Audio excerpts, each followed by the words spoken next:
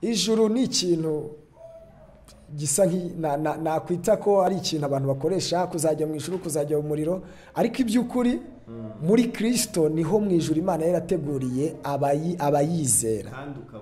Hanyuma rero bivuga ko abari muri Kristo ntabwo ari abazaba muri Kristo, ni abari muri Kristo Yesu, nta teka bazacirwaho.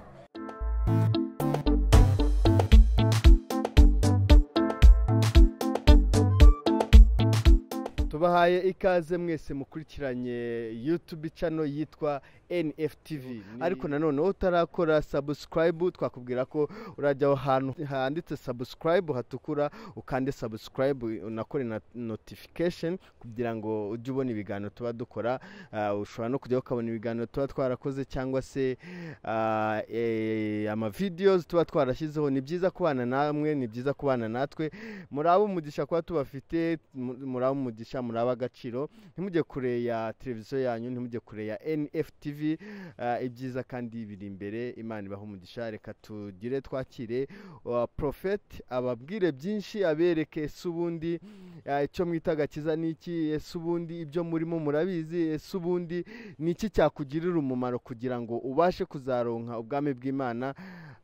Niba ashobora no kubabwira ko ubwami bw'Imana dushobora kuba twarabugezemo. Ni byinshi cyane. Ntimujye kure ya NFTV, kora subscribe. Turakomeza mu kanya na Prophet. Umeze neza Prophet? Yego, ndashima Imana. Yego, watajya wibwira abakurikiranye NFTV ukabwira amazina bundi Prophet warikuye he? Prophet ni muntu ki? Ukatangira wibwira. Nitwa Prophet Uwiringiyimana Evariste. Hanyuma hari irindi zina ry'itazirano cyangwa ry'irisirino yitwa Morodekayi, iry'abantu benshi banziho. Hanyuma Prophet cyangwa se umuhanuzi ni impano yatanzwe n'Imana biciye umwuka wera. Niho bikomoka. Yego, Morodekayi ni izina wahawe n'umwuka wera. Yego. Tubaye ikaze rero. Urakoze cyane, ndabishimiye. Twishimiye kugera hano. Imvura yatubanye ikibazo, ariko isi bya biri mu buhanuzi imvura kuba twakirije kwa Prophet. Imvura ni ibintu bisanzwe. Igihe cy'imvura kigeze iragwa. Umeze tese mu buzima busanzwe? Ndashima Imana, meze neza, mfite amahoro menshi, mfite ibyiringiro byiza muri njyewe. Ndabibona urasa neza, wambaye neza. Ubundi wenda abanyamakuru tugira ibibazo byinshi, ariko nk'ubu rino koti wari buza ngahe n'inkweto, kuko biragaragara ko bikuriho neza. Prophet urasa neza. Inkweto nayiguze 50,000. Ikote nayiguze 85,000.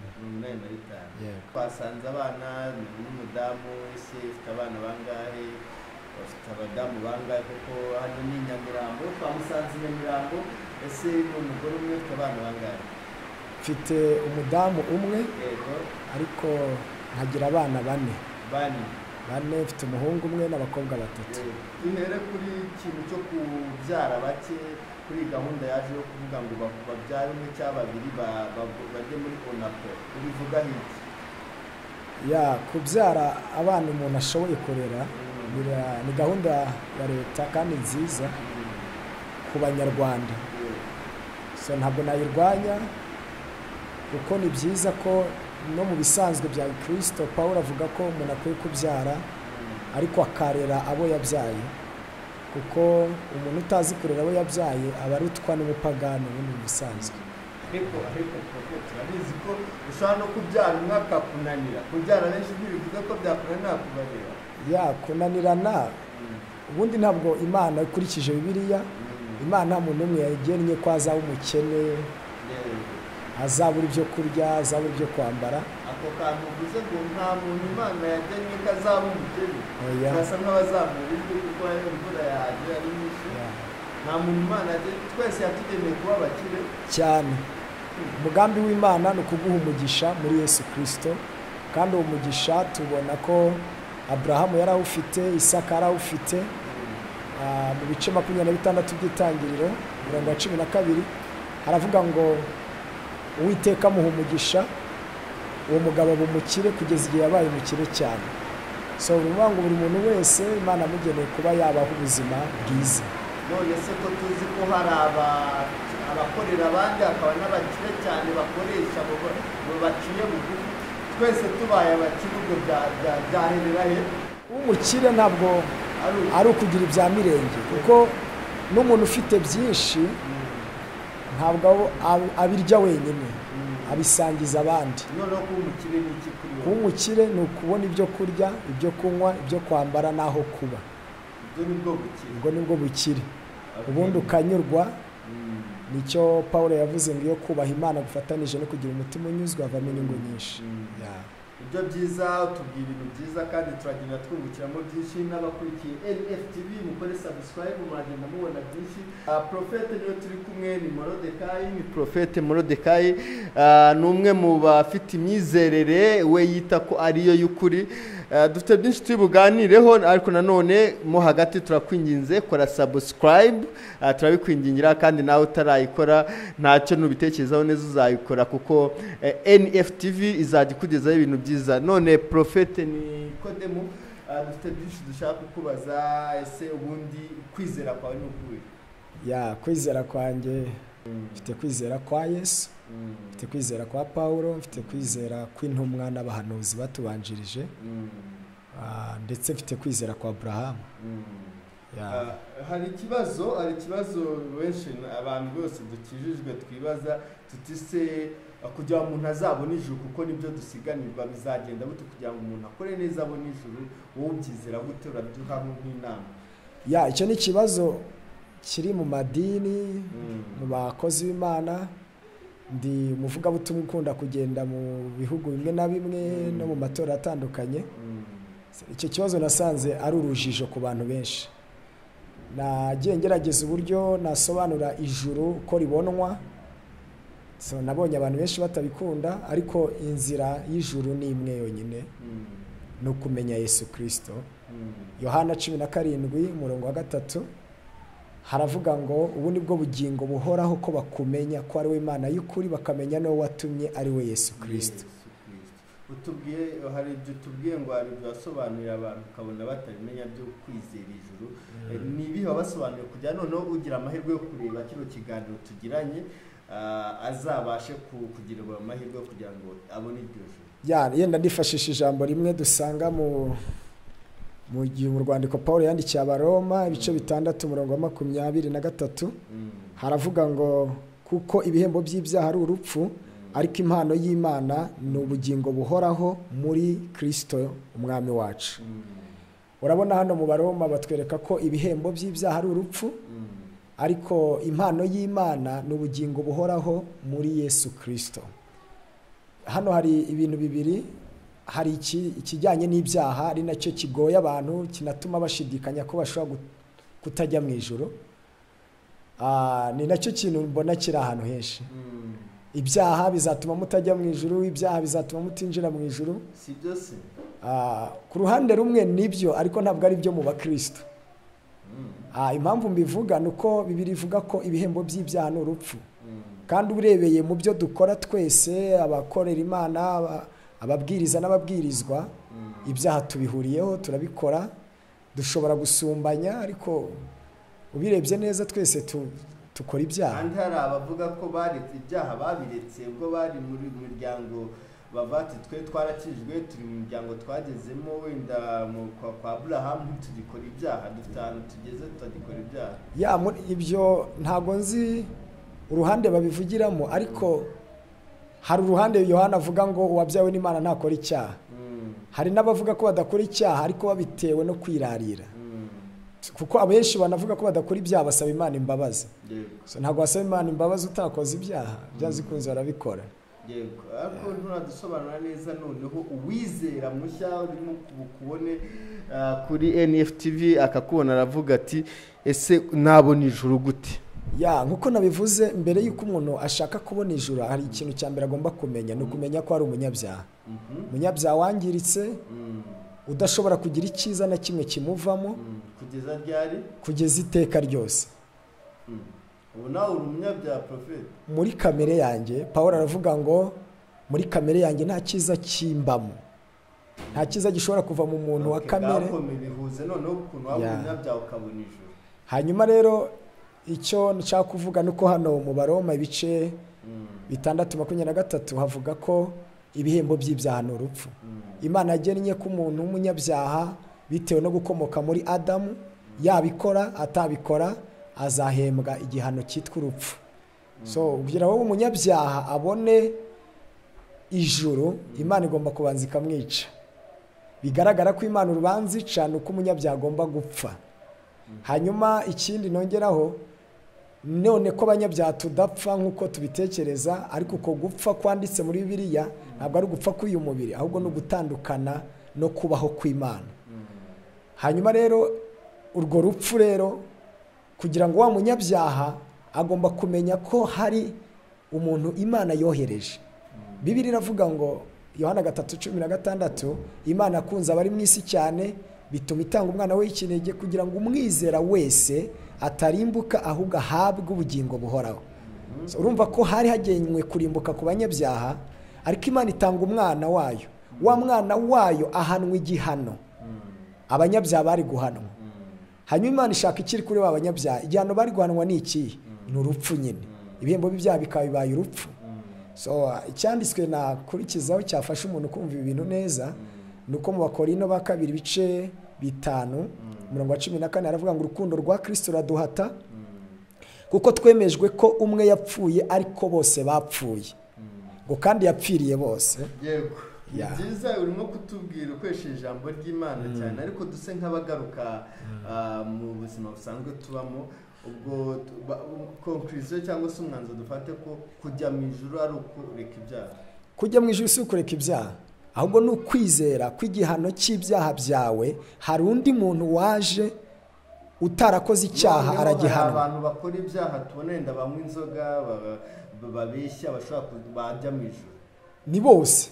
Utanywa inzoga arabeshya, utabeshya atekereza nabi, utatekereza nabi ararakara. None se niba kujya mu ijuru atari ukureka ibyo byaha, ubwo kujya mu ijuru ni kujya mu ijuru ni imvugo ntakunda gukoresha mu nyigisho zanjye. Kujya mu ijuru ahubwo yenda gukizwa. Gukizwa si ukureka ibyaha, nubwo kureka ibyaha ari byiza, ariko icyo ni ikintu kidashoboka ku muntu kureka. Umuntu aragabanya ariko ntareka. Nicyo gituma abantu bava mu nzoga, mu busambanyi, mu byo bita ubupagani, bakajya mu kirokore bakagabanya ibyaha, ariko wagera ugasanga baracyasaba imbabazi z'ibyo bakora bari mu kirokore. Ese wamugaye tugarutse kuri ibintu bya penitentiary cyangwa byo gusaba imbabazi, biriya bintu bivuga iki prophet? Gusaba imbabazi ni ikintu cya amadini yakoreye, ariko ntabwo mu byanditswe byera Imana yababariraga abantu ko bayisabye imbabazi. Ubona mu isezerano rya kera bazanaga ibitambo, igitambo kigahanwa igihano wa munyabyaha yari guhanwa. None biriya bakora ni imihango y'idini. Ni imihango y'idini yo uburyo bumwe bwo kwigarurira abantu, byavuye ku byo bitaga indurugesiya i Roma.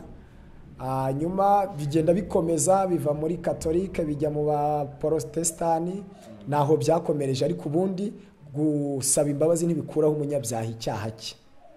Kugira ngo icyaha kikuveho, wenda nakoze icyaha na wendoga wenda ntabyita icyakunekana, wenda nicyo cyaha kije hafi, kugira ngo icyo cyaha kimveho byagenda bite? Icyo cyaha ushatse ko kikuvaho imbere y'Imana. So hari kukuvaho kuri wowe, hari no kukuvaho imbere y'Imana. Kugira ngo witwe umwere. Kugira witwe umwere nta bundi buryo, inzira Imana yaciye n'imwe, ni muri Kristo Yesu. Nta kujya imbere y'abapasiteri ngo nature. Ntabwo kwatura imbere y'abapasiteri byagufasha kumva ko uri umwana mwiza kuri bo. Ariko ku Mana Bibiliya iravuga ngo utizera ntibishoboka ko anezeza Imana. Okay. Ugapfa nakakabiri ariko akambere tukarangiza tuvuga ese ko wagumye ubwira abantu benshi ko iby'ijuru no kurijyamo, ariko ndagira ngo ubabere icyitegerezo, tubwire se ku bwawe wumva uzajya mu ijuru. Hari umupasiteri nigeze kubaza arambwira ati njye ndi mu bambere bazarijyamo, ese wowe wumva ijuru uzarijyamo? Njyewe nanasubiza ko ntazarijyamo ahubwo narigezemo. NFTV nabwiye ko tuzatubagera ahantu hatandukanye, nyamara ibi bintu avuga ushobora gusanga harimo kuri kuzuye, kuko ni profete nk'uko agumye abivuga, kandi tumusanganye Bibiliya. Watubwiye ko ijuru atazarijyamo yarigezemo. Icyo kintu wagisobanura ute? Nagisobanura nkoresheje ibyanditswe byera. Abafarisayo babajije Yesu ngo mbese ubwami bw'Imana buzaza ryari, ni ku mugaragaro cyangwa ni ku mubwisho? Yesu arababwira ngo ubwami bw'Imana buri hagati muri mwe. ariko nanone yaravuze ngo ngiye kubategurira aho muzaba. Ibyo yarabivuze kubategurira, yabivuze mbere yo kubambwa.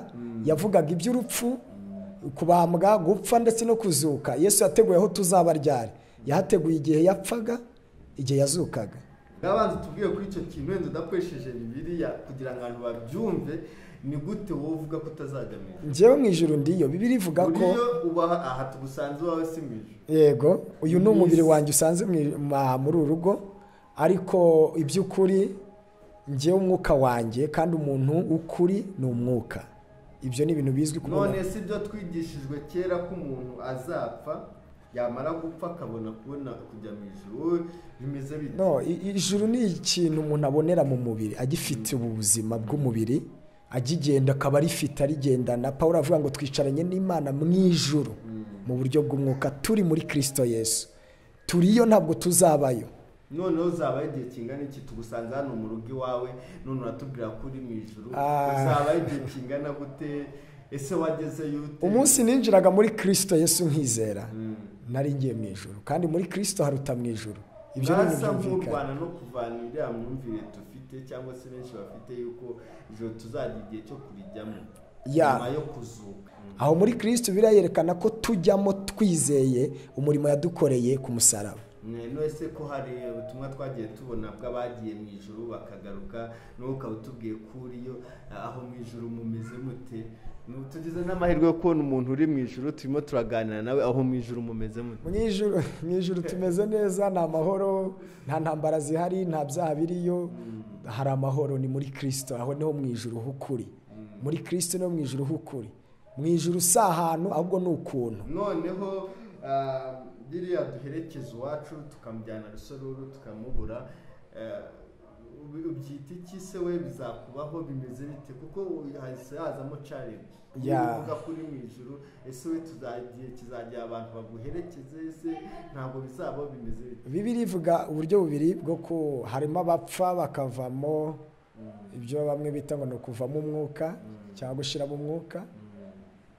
Umubiri w'umuntu bakawushyingura, ariko bashyingura umubiri, ariko umuntu waba yagiye iyo agomba kujya, aho yizeraga ko ari niho ajya, aba yimukiye. Yego.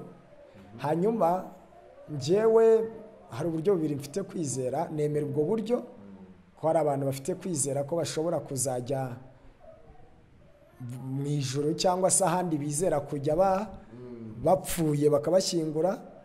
Ariko hari n'abandi bazajya mu ijuru, aho tuvuga ko turi twebwe mu mwuka wacu badapfuye, nk'uko na Eliya, Enoki bagiye kandi badapfuye. Nanjye ndabyizera ko na Pawulo yavugaga ko natwe bazaba bakiriho, tuzahindurwa. Ariko icyo nshaka kuvuga hano, tubona Enoki, Bibiliya iravuga ngo kwizera niko kwatumye Enoki yimurwa ngo adapfa. So niba ari ukwizera gutera Enoki kwimurwa ngo adapfa, ubwo nanjye ngize ukwizera nk'ukwa Enoki, ubwo sinapfa. Uko kwizera rero uko nkiriho uyu munsi narizeye, ariko kwizera kw'Imana kuri gukurira muri njyewe. Ni ukuvuga widucisha hirya, abakozi Imana mufite ubwenge bwinshi, tubwire uzimurwa cyangwa se nawe bazakujyana bakurira? Njye nzimurwa, niko kwizera mfite.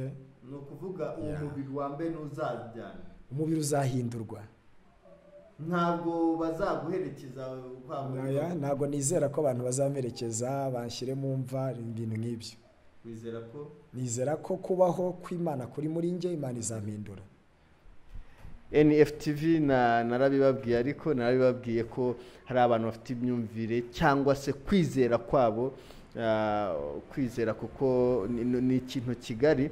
Watubwiye neza ko atazapfa, biriya twita gupfa, ngo bamujyane za Rusororo hehe, igihe kizagera yimurwe tumubure yagiye mu ijuru. Atubwiye ko hari abandi bakozi Imana byabayeho, Enoki ndetse na Eliya, niko nkeka nabo bagiye mu ijuru badapfuye.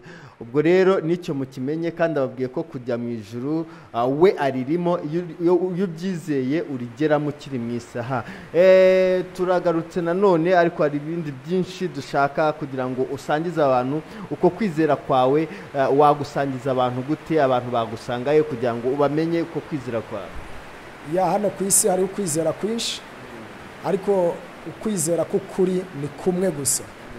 Kwizera k'ukuri ni uko umuntu wese wavutse muri Adamu ni umunyabyaha iteka ryose, akoze ibyaha atabikoze ni umunyabyaha waciriweho iteka muri Adamu. Hanyuma Imana ishatse gukiza wa munyabyaha wangiritse, yohereje undi Adamu wa nyuma ari we Yesu Kristo. Imana igena yuko izatanga ubugingo buhoraho biciye muri Yesu Kristo. Nivuga ngo Imana izongera guhura n'abantu mu busabane bwayo iteka ryose biciye muri wa murimo Yesu yadukoreye ku musaraba no mu rupfu rwe no mu kuzuka kwe. Hanyuma nk'uko twabisomye hariya mu Baroma 6:23 ko impano y'Imana n'ubugingo buhoraho. Urumva ko ubugingo buhoraho ni impano y'Imana, ntabwo ari ibyo bakorera, si uko uhindura idini ryawe ngo uve hano ujya ahandi, ahubwo nuko wizera cyangwa se wakira iyo mpano Imana yatanze igihe yatumaga Yesu. Kijyanye n'idini, uvuze ku idini uragitse, kijyanye n'idini ahantu heza ho gusengera nihe hadufasha kujya turi? Ahantu birigaragaza ho gusengera ni mu kuri, ni mu mwuka no mu kuri, aho niho Yesu yagaragaje. Ndavuga bya by'amadini y'ADPR, Restoration Church, Zion Temple.